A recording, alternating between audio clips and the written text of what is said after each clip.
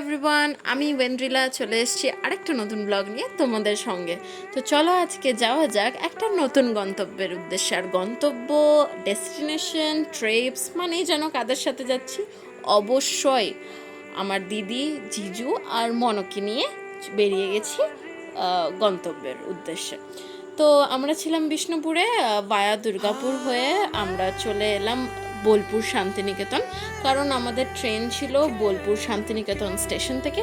তো দেখতেই পাচ্ছ আমরা যাচ্ছিলাম জঙ্গলের মধ্যে দিয়ে শান্তিনিকেতন। তখন জাস্ট বৃষ্টি পড়ছিল আর চারদিকে গ্রিনারি ছিল, তো বৃষ্টি হচ্ছিল, গ্রিনারিও ছিল। যাই হোক, আমরা বোলপুর শান্তিনিকেতন পৌঁছে গেছিলাম। একটা খুব সুন্দর হোটেলে আমরা লাঞ্চটা সারলাম। আমার পাশে মনো বসেছিল, দিদি বসেছিল, লালুদা, জিজু ওই দিকটায় বসেছিল।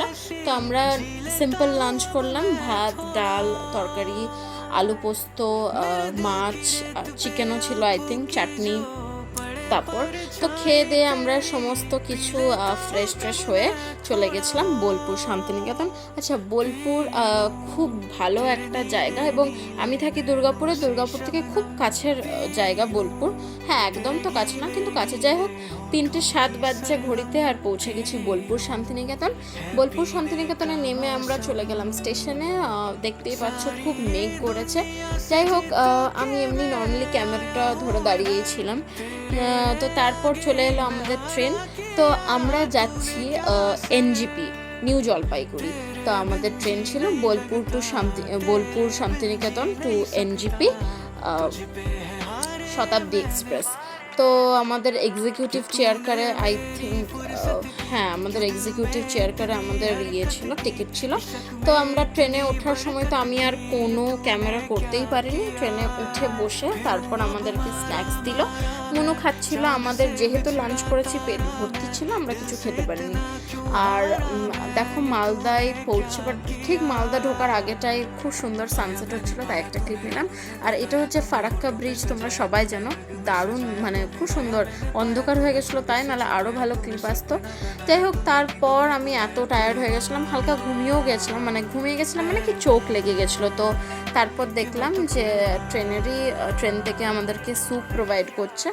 তো তোমরা দেখো, দিদি ওই দিকটায় বসেছিল। আর তখন আই থিঙ্ক আমরা কোনো একটা স্টেশনে মানে দাঁড়ানো হয়েছিল। তো যেহেতু দাঁড়ানো হয়েছিল, তো জিজু কিছু আই গেস কোনো স্ন্যাক্স কিনতে নিচে নেমেছিল, মানে ট্রেন থেকে বাইরে নেমেছিল আর কি। তো যাই হোক, আমরা এখানে স্যুপটা নিলাম। খুব ইন্টারেস্টিংভাবে স্যুপটা আমরা খেতে চাইলাম, কিন্তু অ্যাজ ইউজুয়াল যে কোনো ট্রেনের তো সব জিনিস মানে ভালো হয় না। তো যাই হোক, স্যুপটা ছিল, স্যুপ ছিল এখানে, তো অ্যাজ ইউজুয়াল যেমন হবে ভালোই ছিল মোটামুটি। যাই হোক, স্যুপ টুপ খেয়ে আমরা একদম পৌঁছে যাই আমাদের গন্তব্যে আমাদের এনজিপিতে আমরা পৌঁছে যাই। এনজিপি থেকে নেমে আমি আর কোনো ভিডিও করতে পারিনি, মারাত্মক টায়ার্ড ছিলাম। হোটেলে ঢুকে আবার আমাদের সাথে একটা সমস্যা হয়ে গেছিলো কি, আমাদের ব্যাগও হারিয়ে গেছিলো। মানে একটা ব্যাগ আমরা ফেলে দিয়ে চলে এসেছিলাম হোটেলের জাস্ট বাইরে। তো আমরা ছিলাম সালুজা রেসিডেন্সিতে। হ্যাঁ, এখানে না একটু গন্ডগোল হওয়ার প্রবলেম আছে। Saluja residency and Saluja hotel একদম পাশাপাশি। তো অবশ্যই আমি সালুজা রেসিডেন্সির সমস্ত কিছু ডেসক্রিপশন বক্সে দিয়ে দেবো। আর দেখো, রুম ট্যুরটা আমি দিলাম। হ্যাঁ, আমরা না একটা রুমই নিই, আমরা যেখানেই যাই আমরা একটা রুম নিই, দিদি, জিজু, আমি আমরা একটা রুমেই থাকি। তো খুব সুন্দর ছিল রুমটা। এখানে একটা ডেস্ক ছিল, চেয়ার ছিল, একটা কিং সাইজ বেড ছিল, এবং একটা সোফা কাম বেডও ছিল। এখানে টিভি ছিল। এখানে কমপ্লিমেন্টারি 3টে জলের বোতল দিয়ে দিয়েছিল। এখানে দিয়ে দিয়েছিল চায়ের পাতা, তারপরে নেসকেফে কফি দিয়েছিল, সুগার দিয়েছিল, মিল্ক দিয়েছিল, আর কেটলি দিয়েছিল। তো সমস্ত কিছু এখানে দিয়েছিল। আর হ্যাঁ, অবশ্যই 3টে টাওয়ালও দিয়েছিল, এবং সত্যি খুব পরিষ্কার পরিচ্ছন্ন ছিল। এটা ছিল আমাদের ড্রেসিং এরিয়া।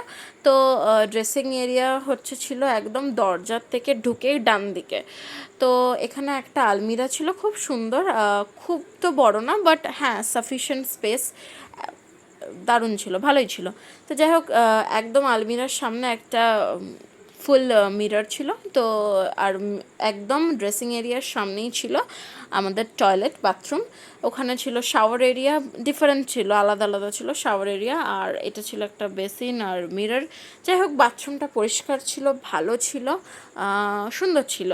তো এই ছিল আমাদের রুম ট্যুর শিলিগুড়ির, মানে সরি নিউ জলপাইগুড়ি, একই ব্যাপার, একই হলো। তো এনজিপি সেই দিনটা তো আমরা রাত্রেবেলায় আর তো ব্লগটা করিনি, কী খেলাম না খেলাম, যাই খেয়েছিলাম সমস্ত কিছু হোটেলেই খেয়েছিলাম, বাইরে বেরোতেও পারিনি কারণ আমাদের অলরেডি পৌঁছাতে অনেক রাত হয়েছিল, আর হোটেলের খোঁজাখুঁজিতে একটু প্রবলেম হয়েছিল, যদিও আমাদের বুক করা ছিল তাও আমাদের যে টোটো ছিল একটু লেট হয়েছিল পৌঁছাতে। তাই তো নেক্সট দিন সকালে 7টায় উঠে আমরা রেডি টেডি হয়ে স্নান টান করে বেরিয়ে গেছি আমাদের গন্তব্যের উদ্দেশ্যে। ইয়েস, আমরা কোথায় যাচ্ছি সেটা তো নেক্সট ভ্লগে, নেক্সট পার্টে তোমরা জানতে পারবে। এই পার্টে শুধু এইটুকুই রইল। আর এত ওয়েদার ক্লিয়ার ছিল এনজিপিতে যে দেখে মন ভরে গেছিলো, যে যেখানেই যাচ্ছিলাম আশা করেছিলাম ওখানেও ক্লিয়ার থাকবে, কিন্তু আচ্ছা দেখাই যাক। যাই হোক, এই ছিল আমাদের ব্লগটা। ভালো লাগলে অবশ্যই লাইক, কমেন্ট, শেয়ার আর একটা সাবস্ক্রাইব করতে ভুলো না কিন্তু। ভালো থেকো, stay tune for the next part. By.